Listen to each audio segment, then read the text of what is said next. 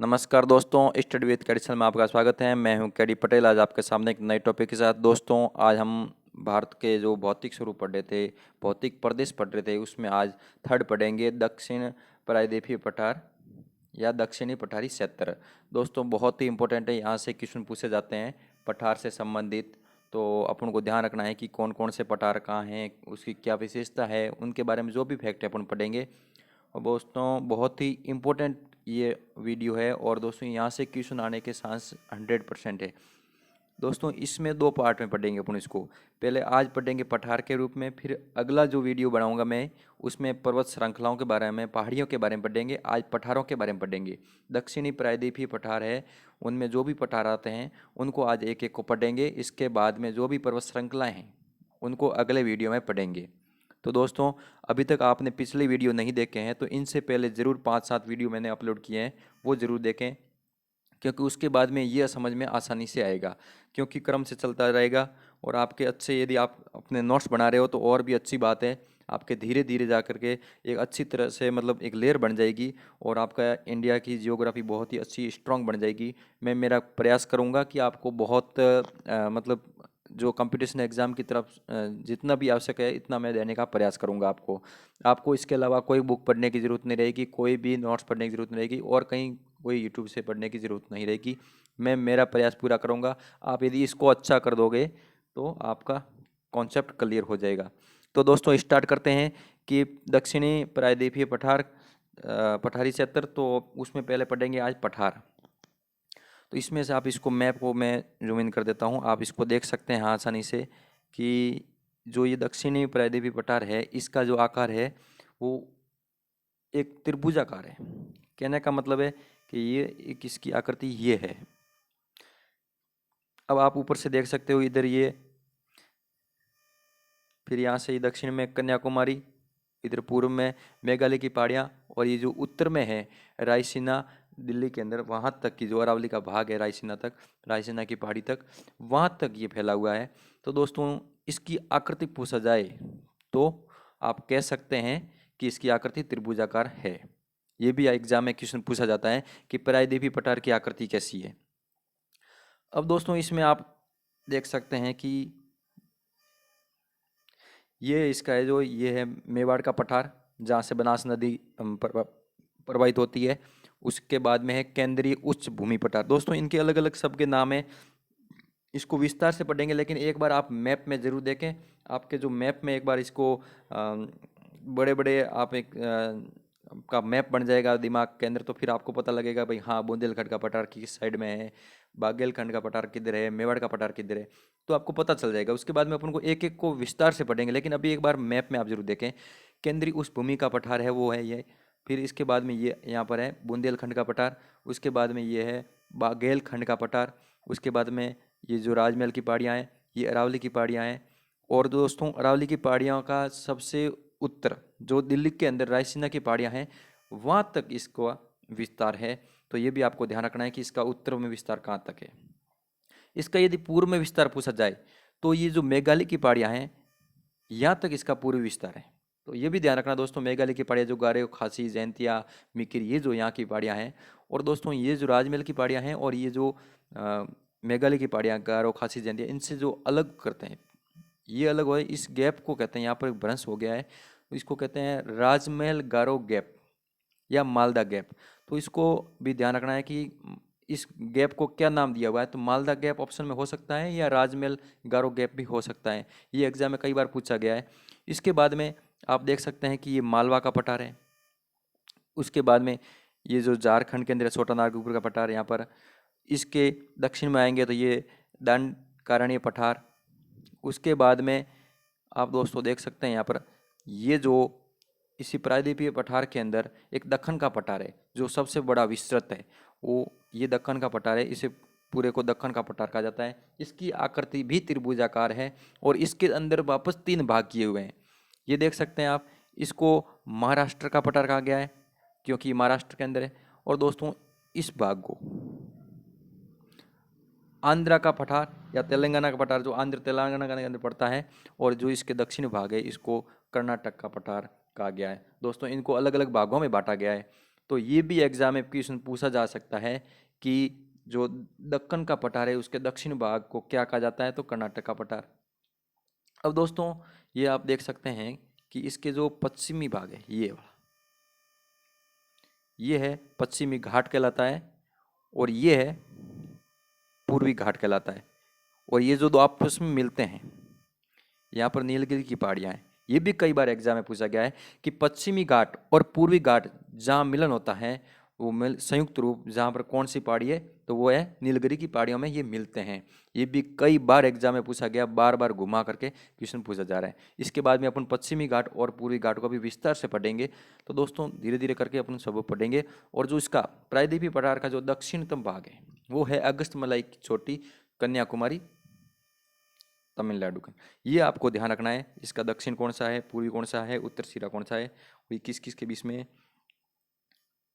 अब दोस्तों एक एक को पढ़ते हैं अपन आराम से, इसमें क्या क्या पढ़ेंगे उसको विस्तार से पढ़ेंगे। उससे पहले थोड़ी इसके बारे में जानकारी कर लेते हैं कि दक्षिण का प्रायद्वीपीय पठार है वो सबसे बड़ा, वो प्राचीनतम भाग है। सभी जो अपने पढ़े हैं उसमें सबसे बड़ा है और प्राचीनतम है। ये पठार है जो पेंजिया के अंगारा लैंड और गोंडवाना लैंड है, उनमें से ये गोंडवाना लैंड का भाग है। ये भी आपको ध्यान रखना दोस्तों, एग्जाम में पूछा जा सकता है कि दक्षिण का प्रायद्वीपीय पठार किसका भाग है, तो है गोंडवाना लैंड का भाग है। ये पठार त्रिभुजाकार आकृति के अंदर है, ये अपन ने पहले देख लिया था। इस पठार का उत्तरी बिंदु दिल्ली में रायसीना की पहाड़ियाँ जो कि अरावली का भाग है, और इसका जो पूर्वी है इसका जो दक्षिणतम बिंदु है वो है कन्याकुमारी में अगस्त्यमलाई चोटी। और इस प्रायद्वीपीय पठार का पूर्वी बिंदु है वो मेघालय की पहाड़ियाँ हैं, गारो, खासी, जयंतिया जो मेघालय के अंदर पहाड़ियाँ हैं उनकी ये इसका जो पूर्वी भाग है। और मेघालय की पहाड़ियाँ राजमहल की पहाड़ियों से मालदा गैप से अलग होती है। ये दोस्तों वेरी वेरी इंपॉर्टेंट है, एग्जाम में क्वेश्चन पूछा जाता है कौन सा गैप है, मालदा गैप। मालदा गैप किस किस को अलग करता है, मेघालय की पहाड़ियाँ और राजमहल की पहाड़ियाँ। दोस्तों मेघालय की पहाड़ियाँ कई बार एग्जाम में पूछा जाता है कि जो गारो, खासी और जयंतिया इनका क्रम क्या है, तो पश्चिम से पूर्व की ओर क्रम है। पहले आएगी गारो, फिर आएगी खासी, फिर आएगी जयंतिया, फिर आगे जा करके मिकीर। ये पर्वत जो श्रृंखला है इनका क्रम है, आपको ध्यान रखना है, एग्जाम में पूछा जाता है। मालदा गैप को राजमहल गारो गैप भी कहा जाता है दोस्तों, इसी का नाम है राजमहल गारो गैप या मालदा गैप। तो ये छोटी छोटी बातें हैं, आपको ध्यान रखनी है, एग्जाम में पूछी जाती है। अब दोस्तों अपन इसमें कौन कौन से पठार पढ़ेंगे, तो अपन एक तो मेवाड़ का पठार पढ़ेंगे, केंद्रीय उच्च भूमि पठार पढ़ेंगे, बुंदेलखंड का पठार, मालवा का पठार, बागेलखंड का पठार, छोटा नागपुर का पठार, मेघालय का पठार, दंडकारण्य पठार, दक्कन का पठार। और दक्कन पठार में ये 3 भाग है, महाराष्ट्र, आंध्र और कर्नाटक पठार। तो इनको अपन विस्तार से पढ़ेंगे। उसके बाद में अगले वीडियो में पश्चिमी घाट और पूर्वी घाट को विस्तार से पढ़ेंगे, उससे संबंधित जो भी क्वेश्चन आते हैं उनको अपन आसानी से सॉल्व कर सकते हैं, उस लेवल तक अपन पढ़ेंगे। अब दोस्तों मेवाड़ का पठार है, ये नॉर्मल है, इसमें कोई ज़्यादा क्वेश्चन बनने की चांस नहीं है, लेकिन इसमें ये पूछा जाता है कि यहाँ पर कौन सी नदी प्रवाहित होती है, तो वो होती है बनास नदी। ये पठार अरावली पर्वतमाला के पूर्व की है, ये अरावली पर्वतमाला इसके पूर्व के अंदर स्थित है। इनका ढाल पश्चिम से पूर्व की ओर है, पश्चिम से पूर्व की ओर इसका ढाल है, ये भी आपको ध्यान रखना है। यहाँ से जो नदियाँ बहती है वो पश्चिम से पूर्व की ओर बहती है। अगला दोस्तों है केंद्रीय उच्च भूमि।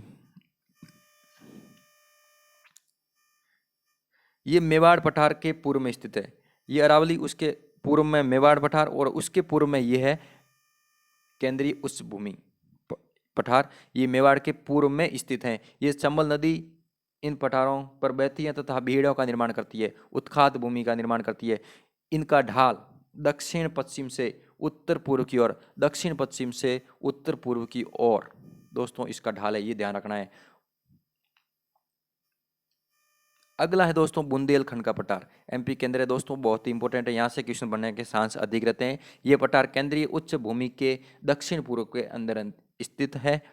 ये अति प्राचीन प्रकार की निस चट्टानों से निर्मित है। ये दोस्तों एग्जाम में क्वेश्चन पूछा जाता है कि बुंदेलखंड का पठार है वो कैसी चट्टान है, निस चट्टानों के से निर्मित है। कैन, बेतवा, पार्वती तथा धनस नदियां इन पठारों में बहती है। कहाँ पर, बुंदेलखंड का पठार। दोस्तों इससे आप एक नोट्स बनाएं, उसके बाद में इसको मैप में वापस देखें। आपके पास यदि आप ज्योग्राफी की तैयारी कर रहे हो तो आपके पास इंडिया का और वर्ल्ड का फिजिकल मैप होना बहुत ज़रूरी है दोस्तों। उसमें आपके ज्ञान की वृद्धि होती है, या फिर आप एटलस रख सकते हो, उसमें इन चीज़ों को वापस देखेंगे तो आपको आसानी से समझ में आएगा। इसके आप नोट्स बनाएं, उसके बाद में मैप देखें तो आपको मतलब याद जल्दी होगा और ज़्यादा टाइम तक आपके दिमाग में रहेगा। तथा दोस्तों ये गहरी खाइयों तथा जल प्रपातों का निर्माण करती है। यहाँ पर ये नदियाँ बहती है और गहरी खाइयों का और घाटियों का और जल प्रपातों का निर्माण करती है। ये भी आपको ध्यान रखना है। केन और पार्वती नदियाँ के इसी क्षेत्र में बहती है, तो ये भी आपको ध्यान रखना है कौन कौन सी नदियाँ कहाँ बहती है।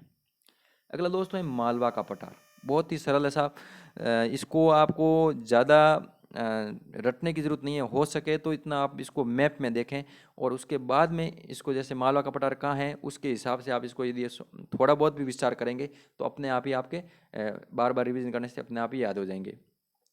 ये जो मालवा का पठार है दोस्तों, यहाँ से क्वेश्चन आता है। ये अरावली पर्वतमाला, मेवाड़, केंद्रीय उच्च भूमि, बुंदेलखंड पठारों के मध्य स्थित है, एमपी के उत्तरी पश्चिमी भाग में। ये दोस्तों एमपी के उत्तर पश्चिमी भाग में स्थित है, ये आपको ध्यान रखना है। और इसका जो आकार है वो है त्रिभुजाकार। दोस्तों ये एमपी है, जैसे आप मान लो एमपी है तो ये है ना, ये मालवा का पठार है, उत्तर पश्चिम भाग में मालवा का पठार स्थित है। ये आपको ध्यान रखना दोस्तों, एग्जाम में क्वेश्चन पूछा जाता है कौन से भाग में स्थित है। तो मालवा, यहाँ कौन सी नदियाँ बहती है, चंबल माई नदियाँ इसी पठार पर बहती है और इसका जो आकार है वो है त्रिभुजाकार है। इस पठार की ऊपरी परतें बेसाल्ट से निर्मित है, ये ध्यान रखना दोस्तों।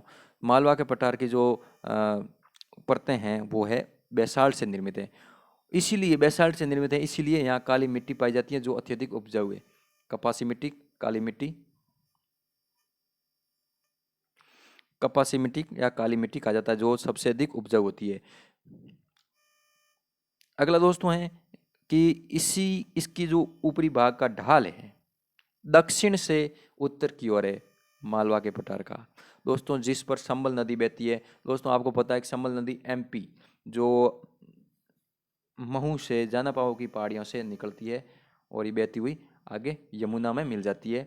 ये मध्य प्रदेश, राजस्थान और उत्तर प्रदेश में बहती है चंबल नदी, ये भी आपको ध्यान रखना है। इसके दक्षिण भाग का ढाल पूर्व से पश्चिम की ओर है, जिस पर नर्मदा, ताप्ती नदियाँ बहती है।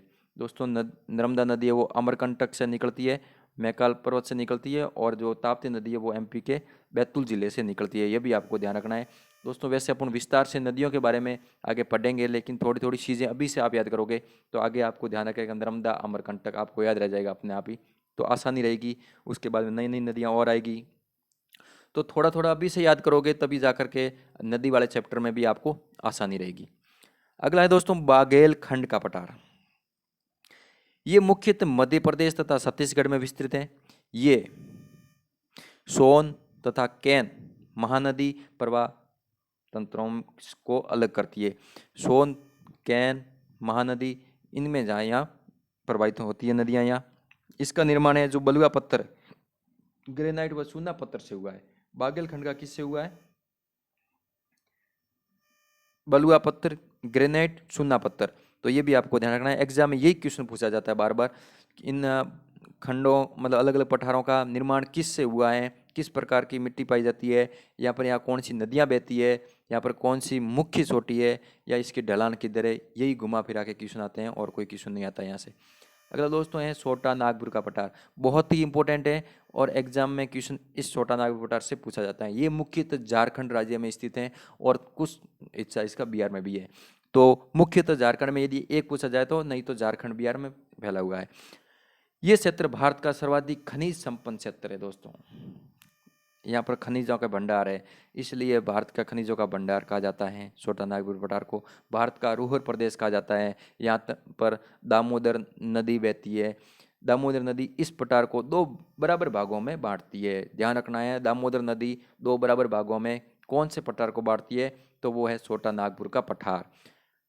दो बराबर भागों में बांटती है दोस्तों। उसका जो उत्तरी भाग है वो है हजारीबाग का पठार, और जो इसका दक्षिण भाग है उसे रांची का पठार कहा जाता है।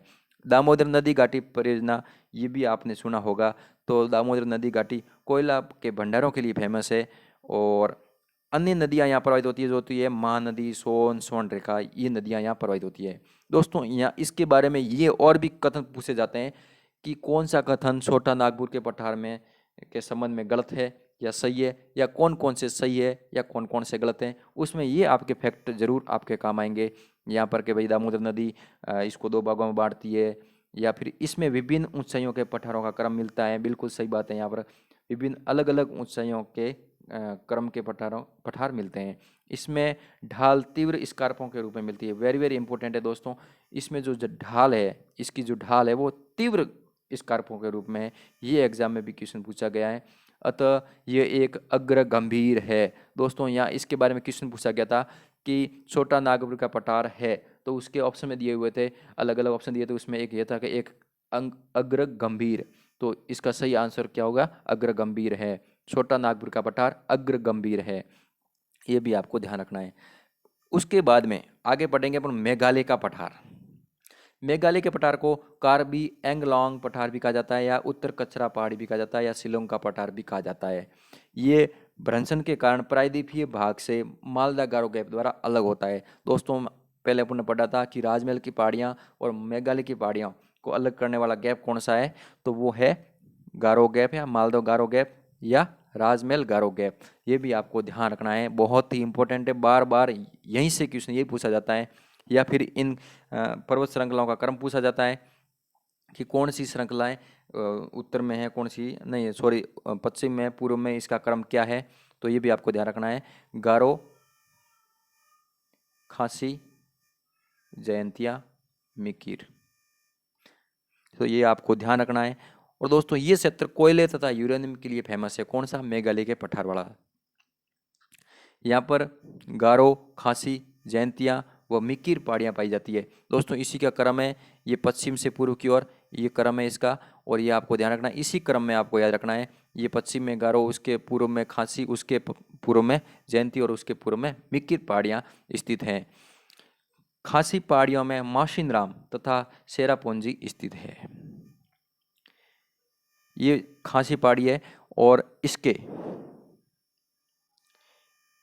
ये चेरापूंजी और ये माशिनराम है, पास में इसी पहाड़ियों के पर स्थित है, जहाँ पर विश्व में सर्वाधिक वर्षा होती है। दोस्तों पहले आपने सुना होगा कई किताबों में, पुरानी किताब है तो उसमें मिलेगा आपको चेरापूंजी में सर्वाधिक वर्षा होती है, लेकिन अभी उससे भी ज़्यादा कहाँ नोट की गई है, माशिनराम में। ये इन्हीं पहाड़ियों के अंदर स्थित है, आपको ध्यान रखना है। तो ये एग्जाम में क्वेश्चन पूछा जाता है कि कौन सी जगह विश्व में सर्वाधिक वर्षा कहाँ होती है, तो होती है माशिनराम में।